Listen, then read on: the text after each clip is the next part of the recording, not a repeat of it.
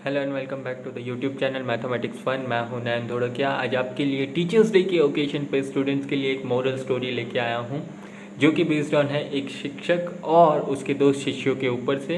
Hope कि आप इन moral values को अपने जीवन के अंदर उतारेंगे और अच्छे से अपने पढ़ाई पर ध्यान देंगे और आगे चल के आप अच्छा अपने लाइफ में सक्सेस करें और बड़ा आदमी बने। आज की स्टोरी कुछ इस प्रकार है। एक बार की बात है, एक गुरु अपने कुछ शिष्यों के साथ पैदल ही यात्रा पर थे।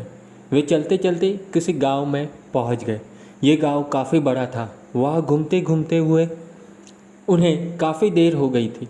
गुरुजी थक चुके थे और उन्हें बहुत प्यास लगी थी। तो उन्होंने अपने एक शिष्य से कहा कि हम इसी गांव में कुछ देर रुकते हैं, तुम मेरे लिए पानी ले आओ।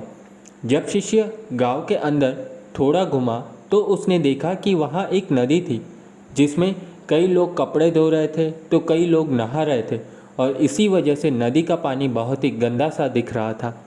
शिष्य को लगा कि ऐसा गंदा पानी गुरुजी के स्वास्थ्य को खराब कर सकता है, उन्हें यह पानी नहीं पिलाया जा सकता।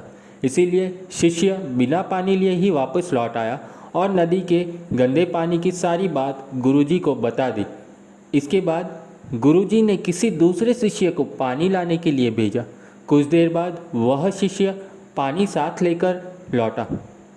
गुरुजी ने इस दूसरे शिष्य से पूछा कि नदी का पानी तो गंदा था, फिर तुम ये पानी कैसे लाए?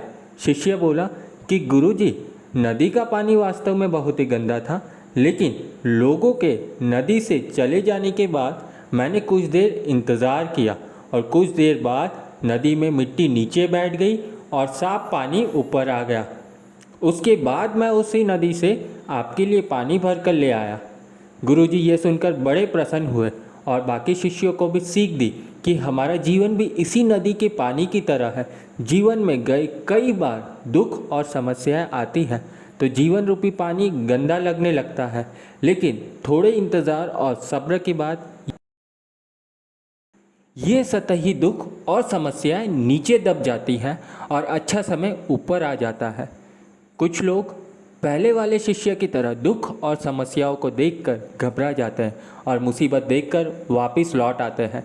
ऐसे लोग जीवन में कभी आगे नहीं बढ़ पाते।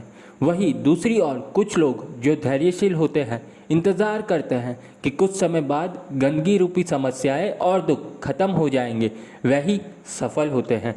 तो इसी प्रकार स्टूडेंट, आपके जीवन में भी अगर आपसे कोई प्रॉब्लम आती है तो आप उसको डील करें, ना कि उससे वापस लौट जाए। So my dear student, all the best for your future and God bless you all, and keep studying, keep learning and do well in your future. All the best to all of you and God bless you, and happy Teachers Day to one and all watching this video.